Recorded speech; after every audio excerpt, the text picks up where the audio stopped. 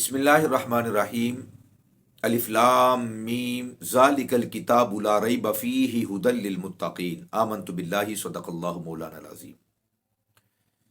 ناظرین و ناظرات، سامعین و سامعات، السلام علیکم ورحمۃ اللہ وبرکاتہ۔ ایک وقت تھا جب ہماری مائیں اور ہمارے آبا قرآن مجید فرقان حمید کی تلاوت اس یقین کے ساتھ کیا کرتے تھے کہ وہ تلاوت قرآن کریں گے تو رب ذوالجلال ان سے راضی ہوگا اور ان سے خوش ہوگا۔ وہ ترجمہ کے بغیر قرآن مجید فرقان حمید کو پڑھا کرتے تھے، لیکن اس تلاوت قرآن کے فیض کا یہ اثر تھا اور اس نورانیت کی یہ روشنی تھی کہ محض تلاوت قرآن، عربی الفاظ کی تلاوت سے ہی ان کا یقین، ان کا ایمان اور ان کا اخلاق اور عمل و کردار نہایت ہی افضل و اعلیٰ اور نہایت ہی فزوں تر ہوا کرتے تھے۔ مگر آج قرآن مجید فرقان حمید کی جستجو اور اس کے معانی اور مفاہیم کو سمجھنے کا جو طوفان ہے، اس نے یہ نقصان کیا کہ آج ہمارا نوجوان تلاوت قرآن مجید فرقان حمید کم کرتا ہے، مگر تراجم کے ذریعے سے قرآن مجید فرقان حمید اور دین اور اسلام کی مبادیات کو سیکھنے کی زیادہ کوشش کرتا ہے۔ اور ہم نے یہ بھی دیکھا کہ اس جستجو کے اندر ان کے فرائض، عبادات، معاملات اور معاشرت کے اندر کمی واقع ہوئی۔ ہمارے اسلاف، ہمارے بزرگ، ہمارے آبا اور ہماری مائیں اور والدات قرآن مجید فرقان حمید کے معانی کے اندر غوطہ زن نہیں ہوتے تھے، مگر ان کا عبادات اور معاملات والا معاملہ انتہائی اہم ہوا کرتا تھا، اور وہ ان چیزوں پر زیادہ زور دیا کرتے تھے۔ وہ اللہ کے بھی زیادہ قریب تھے اور اللہ کے بندوں کے بھی زیادہ قریب تھے۔ مگر حالیہ اس جستجو نے کہ حالات نے جب انگڑائی لی اور موسم جب تبدیل ہوا، تو ہمارا نوجوان قرآن مجید فرقان حمید کے معانی میں غوطہ زن ہونے کے لیے جب اس نے مختلف تراجم کا سہارا لیا، تو فائدہ یہ ہوا کہ ہماری قوم قرآن کی طرف، نوجوان اور ہماری جو ینگسٹر ہیں وہ قرآن کی طرف تو متوجہ ہوئے، مگر ان کی عبادات اور معاملات اور معاشرت انتہائی کمزور ہو گئی۔ نہ صرف یہ معاملہ یہاں تک، بلکہ ان کا ایمان اور یقین اور تعلق باللہ، تعلق بالرسالت کمزور تر ہو گیا۔ پہلے مسلمان ترجمہ کرتے ہوئے ڈرتے تھے، وہ سمجھتے تھے کہ یہ ایک بحر بے کنار ہے، اس میں غواصی اور غوطہ زن ہونا اور اس میں مستغرق ہونا اور ڈوب جانا یہ ہمارے بس کی بات نہیں ہے۔ وہ ترجمہ کرتے ہوئے ڈرا کرتے تھے۔ لیکن آج کا نوجوان جس کو یہ بات ذہن کے اندر ڈال دی گئی اور پختہ کر دی گئی کہ ہر ایک مسلمان کا حق ہے کہ وہ قرآن مجید فرقان حمید کو از خود سمجھے، بغیر کسی استاذ، بغیر کسی عالم اور بغیر کسی ماہر قرآن کے از خود سمجھنے کا جو جوش دلایا گیا اور ترغیب دلائی گئی، اس کا نقصان یہ ہوا کہ اس نے قرآن مجید فرقان حمید کا ترجمہ پڑھ کر جو اس کی سمجھ میں آیا، اس نے اسی فہم اور اسی سمجھ کو وحی الہی خیال کر لیا، اور اس نے اسی کو منشاء الہی تصور کر لیا، اور وہ یہ خیال کر بیٹھا کہ جو میری ناقص عقل اور ناقص فہم میں آیا ہے ترجمہ پڑھ کر، وہی اللہ کی مراد ہے، وہی قرآن کی مراد ہے۔ حالانکہ قرآن مجید فرقان حمید ایک انتہائی معجز کلام ہے، جس کو سمجھنا ہر ایک کے بس کی بات نہیں ہے. اس کے لیے مختلف علوم پہلے سیکھنے پڑتے ہیں اور اس میں مہارت حاصل کرنی پڑتی ہے. پھر اللہ کا فضل اور اس کی توفیق اور اکابرین کے نقش قدم پر چلتے ہوئے اور ان کی تحقیقات سے استفادہ کرتے ہوئے قرآن مجید فرقان حمید کے اندر غوطہ زن ہوا جاتا ہے. مگر آج ہمارے نوجوان نے ان کاموں میں سے کوئی کام نہیں کیا، بلکہ یہ زہریلا ٹیکا لگایا گیا کہ آپ کو کسی ماہر کی ضرورت نہیں ہے، آپ کو کسی استاذ کی ضرورت نہیں ہے. ترجمہ کر دیا گیا ہے، آپ ترجمہ کو خود پڑھ سکتے ہیں. ہمارے اسلاف یہ سمجھتے تھے کہ ہم سے قبر و حشر میں ترجمہ کے بارے میں سوال نہیں ہوگا، اس لیے وہ ترجمہ کرنے کی جسارت نہیں کیا کرتے تھے، جرت نہیں کرتے تھے. اور اگر وہ ترجمہ پڑھتے بھی تھے تو کسی ماہر کی رہنمائی کے اندر ترجمہ قرآن پڑھا کرتے تھے. مگر آج کا نوجوان صرف ترجمہ قرآن پڑھتا نہیں ہے، اس میں رائے زنی کرتا ہے اور اس میں اپنا فہم اور اپنا خیال اور اپنی ناقص عقل کو اس کے اندر داخل کرتا ہے. اور اکابرین کی جو تحقیقات ہیں انہیں پس پشت ڈالتا ہے اور ان کی نفی کرتا ہے اور یہ خیال کرتا ہے کہ ہمیں اکابرین کی ضرورت نہیں ہے، اسلاف کی ضرورت نہیں ہے اور ان کی تحقیقات کی بھی ضرورت نہیں ہے. یہ اکابرین، یہ اسلاف، یہ بزرگ، یہ بابے تو کوئی شے ہوتے ہی نہیں ہے. تو جب انہوں نے قرآن کو سمجھ لیا اور قرآن کو سمجھنے کے بعد انہوں نے ترجمے کر ڈالے، تو اب ہم کیوں نہیں سمجھ سکتے؟ ہم کیوں نہیں سمجھ سکتے؟ جی بالکل آپ سمجھ سکتے ہیں، مگر آپ کو وہی طریقہ اختیار کرنا پڑے گا جو اصحاب رسول نے طریقہ اختیار کیا. وہ قرآن مجید فرقان حمید کو سمجھنے میں نمبر 1 سنجیدہ تھے، اور جہاں کہیں بھی مشکل پیش آتی تھی وہ ذات رسالت مآب صلی اللہ علیہ وآلہ وسلم کی طرف رجوع کیا کرتے تھے. اور آپ صلی اللہ علیہ وآلہ وسلم کی موجودگی میں اور آپ کے بعد مذاکرہ قرآن کیا کرتے تھے، غور و فکر کیا کرتے تھے، ایک دوسرے پر اپنے فہم کو پیش کیا کرتے تھے، جس کی وجہ سے حتی الامکان اصاغرین، اکابرین پر اپنے علم، اپنے فہم اور اپنی سمجھ بوجھ کو پیش کرنے کی وجہ سے غلطیوں سے مبرہ تھے، پاک تھے، اور غلطیاں کرنے سے وہ محفوظ ہو جایا کرتے تھے. آج کے اس دور کے اندر جو شخص یہ چاہتا ہے، جو نوجوان یہ چاہتا ہے کہ وہ ترجمہ قرآن کرے، پڑھنے کے لیے نہیں، پڑھنے کے لیے آپ کو کم از کم ایک ماہر استاذ کی ضرورت ہے، ایک قرآن کے ماہر کی ضرورت ہے کہ آپ اس کی روشنی میں قرآن کو پڑھیں. اور جو ہمارے بزرگوں کی تحقیقات ہیں، اسلاف کی جو تحقیقات ہیں تفسیروں کی صورت میں، یا جو موجود علماء ہیں ان کے ساتھ وابستگی کو مضبوط کیا جائے اور اپنے علم کو، اپنے فہم کو، اپنی سمجھ بوجھ کو ان پر پیش کیا جائے اور ان کی مدد لی جائے اور ان کی رہنمائی لی جائے، پھر قرآن مجید کو پڑھنے میں کسی قسم کا کوئی حرج نہیں ہے. زیادہ سے زیادہ قرآن کا ترجمہ پڑھا جائے، لیکن علماء کی روشنی میں، ماہرین اور اساتذہ کی روشنی کے اندر قرآن کو پڑھا جائے اور اپنا علم ان پر پیش کیا جائے. اگر کسی کو ترجمہ کرنے کا شوق ہے تو اس کے لیے ضروری ہے کہ وہ پہلے قرآن مجید فرقان حمید کو سمجھنے کے لیے جو اس کے متعلقات ہیں، وہ علوم جو ان کے ساتھ تعلق رکھتے ہیں، ان میں مہارت تامہ حاصل کرے. صرف ہے، نحو ہے، معانی ہے، بدیع ہے، بیان ہے، منطق ہے، فلسفہ ہے، فقہ ہے، اصول فقہ ہے، حدیث ہے، اصول حدیث ہے، تفسیر ہے، اصول تفسیر ہے، اسی طرح حساب ہے، جیومیٹری ہے.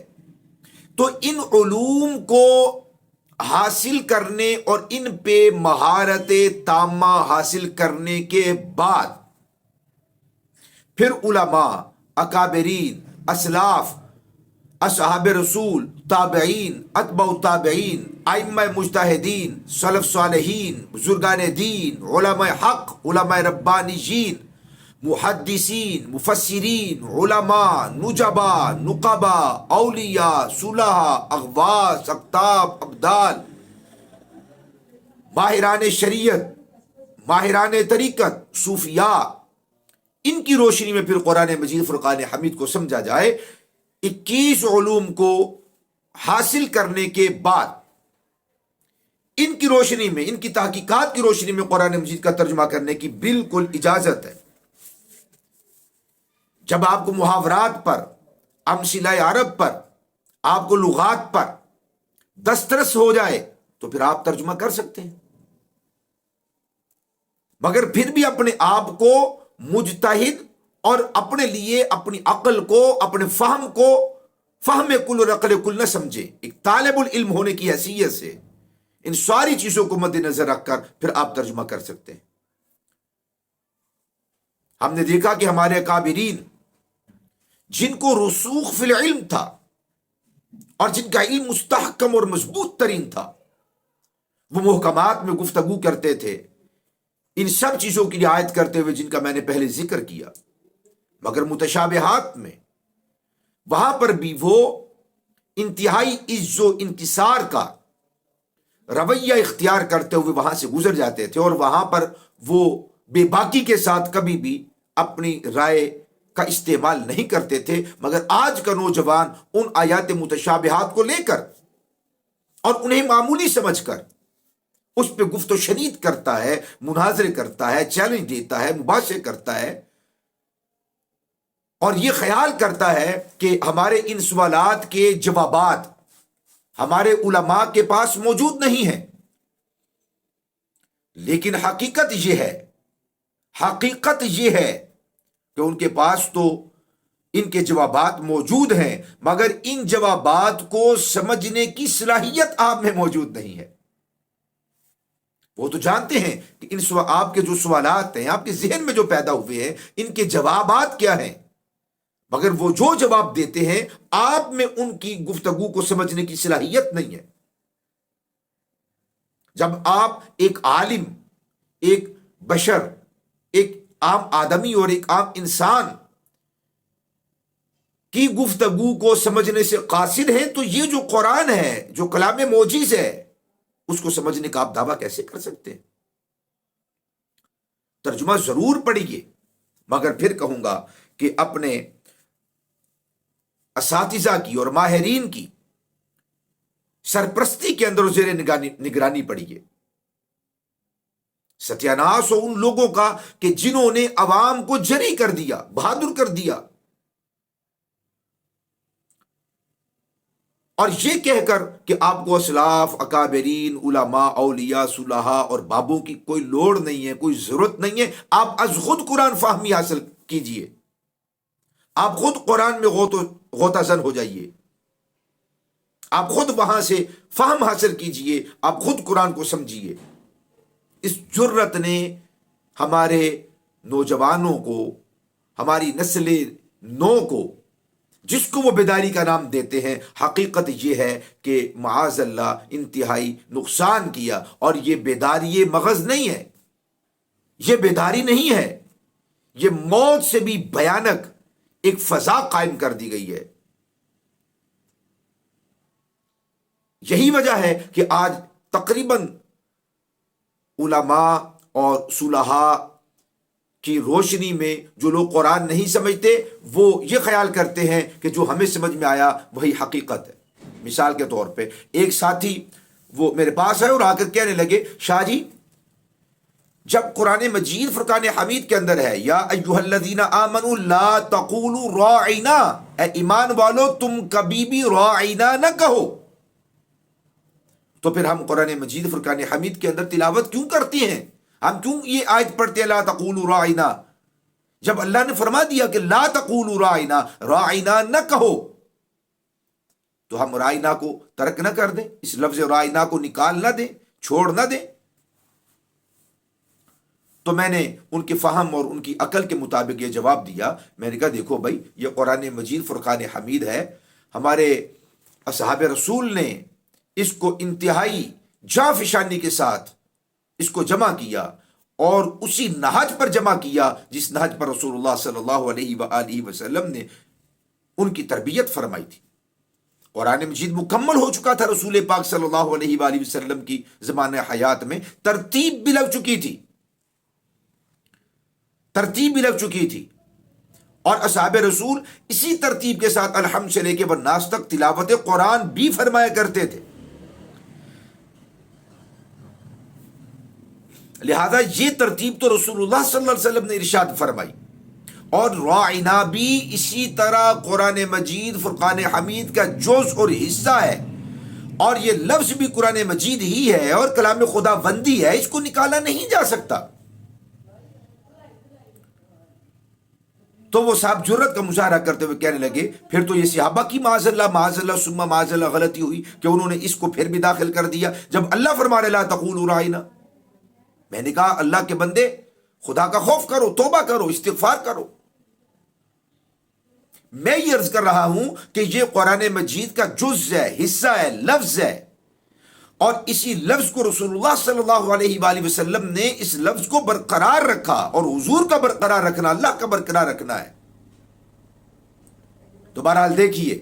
جب از خود ترجمہ پڑھیں گے اور کسی عالم سے رہنمائی نہیں لیں گے تو اس طرح کی بد اعتقادی آ سکتی ہے۔ کچھ عرصہ ہوا ایک صاحب آئے تو وہ نوجوان مجھے کہنے لگا کہ کوئی طلاق کا معاملہ اور مسئلہ تھا، تو انہوں نے اس آیت سے استدلال کیا وَإِنْ أَرَدْتُمُ اسْتِبْدَالَ زَوْجٍ مَكَانَ زَوْجٍ وَإِنْ أَرَدْتُمُ اسْتِبْدَالَ زَوْجٍ مَكَانَ زَوْجٍ وَآتَيْتُمْ إِحْدَاهُنَّ قِنْطَارًا فَلَا تَأْخُذُوا مِنْهُ شَيْئًا أَتَأْخُذُونَهُ بُهْتَانًا وَإِثْمًا مُبِينًا۔ یعنی جس کا مفہوم یہ ہے، اور اگر تم ارادہ کر لو ایک بیوی کی جگہ پہ دوسری بیوی کے لانے کا، تو جو تم نے ان کو دے دیا ہے خزانہ مال، وہ ان سے واپسی کا مطالبہ نہ کرو۔ کیا تم چاہتے ہو کہ تم ان سے واپس لو؟ بہتان لگا کر اور کھلم کھلا گناہ کر کے؟ تو ان کا مدعا یہ تھا کہ شوہر نے جو اسے عطا کر دیا ہے اس کو واپس نہیں لے سکتا۔ تو میں نے کہا کہ عطا کرنے کا کیا مطلب ہے؟ جو اس نے ہبہ کر دیا تھا، جو اس نے چیز اس کے نام لگا دی تھی، اس کو بتا دیا تھا اور اس نے اس پہ قبضہ بھی کر لیا اور ہبہ تام ہو گیا، یہ مراد ہے؟ کہنے لگے نہیں، وہ جو برتنے کی چیزیں ہیں، اس کا گھر ہے اور برتن ہے، دیگر جو اشیاء ہے، فرنیچر ہے، جو مرد کا ہے اور اس نے صرف برتنے کے لیے دیا، استعمال کرتے رہی ہے وہ بیوی، وہ عورت استعمال کرتے رہی ہے، وہ استعمال کی اشیاء بھی اب عورت سے واپس نہیں لے سکتا، اس گھر کی بھی وہ مالکہ ہے، ان اشیاء کی وہ مالکہ ہے۔ تو میں نے کہا بھائی اس آیت کے اندر جو فرمایا نا، اس آیت میں جو فرمایا وَآتَيْتُمْ إِحْدَاهُنَّ قِنْطَارًا، جو تم نے ان عورتوں کو مال دے دیا، خزانہ دے دیا، اس کو واپسی کا مطالبہ نہ کرو۔ اس پر جمیع اصحاب کا اور فقہا کا اور ائمہ کا اجماع ہے کہ اس سے مراد حق مہر ہے، کہ جو تم نے حق مہر ان کو دے دیا اب وہ واپس نہ لو۔ اس کا یہ مطلب نہیں کہ وہ جو گھر استعمال کرتی رہی، اشیاء استعمال کرتی رہی، چیزیں استعمال کرتی رہی تو وہ اسی کو دے دی جائیں، حالانکہ مالک وہ آدمی ہو اور اس نے وہ ہبہ نہ کی ہو، اور وہ عورت ان چیزوں کی مالکہ بھی نہ ہو، مالک آدمی ہو تو وہ واپس لے سکتا ہے، اس میں کسی قسم کا کوئی مذائقہ نہیں۔ مگر انہوں نے کہا کہ جناب قرآن کے اندر آ گیا جو تم نے ان کو دے دیا، جس کو وہ استعمال کرتی رہی اور پتہ نہیں کیا کیا، اس طرح وہ ترجمے کے اندر وہ ڈٹ گئے اس بات کے اوپر، بڑی محنت سے سمجھانے اور بہت سارے اکابرین کی تحقیقات ان کے سامنے رکھنے کے بعد کہیں اللہ کا شکر ہے کہ ان کو یہ مسئلہ سمجھ میں آ گیا کہ جس چیز کا مالک اس کا شوہر ہے، وہ واپس لینے کے لیے اس کو اجازت ہے، اور اس چیز کی وہ عورت مالکہ نہیں ہے۔ ہاں اگر اس نے اس کو ہبہ کر دیا ہو، تحفتاً دے دیا ہو، تو وہ اس کی مالکہ ہے یقیناً۔ یاد رکھیے کہ ہمارے اوپر یہ لازم ہے کہ ہم تلاوت قرآن مجید پر اکتفا نہ کریں، ترجمہ ضرور پڑھیں، ضرور سمجھیں، لیکن ماہرین کی روشنی میں، اساتذہ کی روشنی میں، علماء کی روشنی میں اور بابوں کی تحقیقات کی روشنی میں اپنے آپ کو اور اپنی عقل کو عقل کل نہ سمجھیے، ورنہ اس سے زندگی تو برباد ہونے کا خطرہ ہے، آخرت بھی تباہ اور برباد ہونے کا خدشہ ہے۔ مرزا انجینئر محمد علی جیلمی کا اس بات پر ابھارنا، شوق دلانا، یہ بچوں کے ایمان کے ساتھ، نسل نو کے ایمان کے ساتھ کھلم کھلا تضاد اور کھلواڑ ہے۔ جب آپ بیچ میں سکپ کر دیتے ہیں اکابرین کو، بزرگوں کو، اور اپنی عقل پر اعتماد کرتے ہیں، تو حال مرزا جہلمی یا مرزا قادیانی جیسا ہوتا ہے۔ آپ مرزائیوں کی جو بھی تفسیر کی گئی ہے، آپ اس کو اٹھا کر دیکھ لیجئے، جمیع علماء، جمیع مسلمان اور مومنین ایک طرف ہوں گے، اور آپ کو مرزا قادیانی آپ کو دوسری طرف کھڑا نظر آتا ہے۔ جو اس نے تعبیرات کی قرآن کی، اور جو اس نے تشریحات کی قرآن کی، وہ تشریحات، وہ تعبیرات نہ قرآن کی ہیں، نہ وہ رسول اللہ صلی اللہ علیہ وسلم نے بیان فرمائی ہیں، نہ وہ منشا خدا بندی ہے۔ کیسے معلوم ہوگا کہ اس آیت کا منشا خدا بندی کیا ہے؟ اس کی وضاحت یا تو اللہ کا قرآن کرے گا، یا رسول اللہ کا فرمان کرے گا، یا رسول اللہ کی تربیت یافتگان اصحاب رسول بتلائیں گے نبی اکرم صلی اللہ علیہ وسلم کی تعلیمات کی روشنی میں کہ اللہ کی منشا اور مراد کیا ہے۔ پچھلی صدی کے اندر سب سے بڑا فتنہ مرزا قادیانی تھا، اور آج کے دور کا سب سے بڑا فتنہ جہلم کے رہنے والا انجینئر مرزا محمد علی جہلمی۔ اپنی نسل کو، اپنی اولاد کو اس فتنے سے بچائیے، خود بھی بچیے۔ اللہ تعالی ہمیں قرآن کا فہم عطا فرمائے۔ اکابرین کی تحقیقات کی روشنی میں جو احباب ہمارے چینل پر نئے ہیں، ان سے گزارش ہے کہ ہمارے چینل کو سبسکرائب کر لیجئے، بیل آئیکن کو دبا لیجئے، تاکہ ہماری ہر آنے والی نئی ویڈیو کا نوٹیفیکیشن آپ تک بآسانی پہنچ جائے۔ السلام علیکم ورحمۃ اللہ وبرکاتہ۔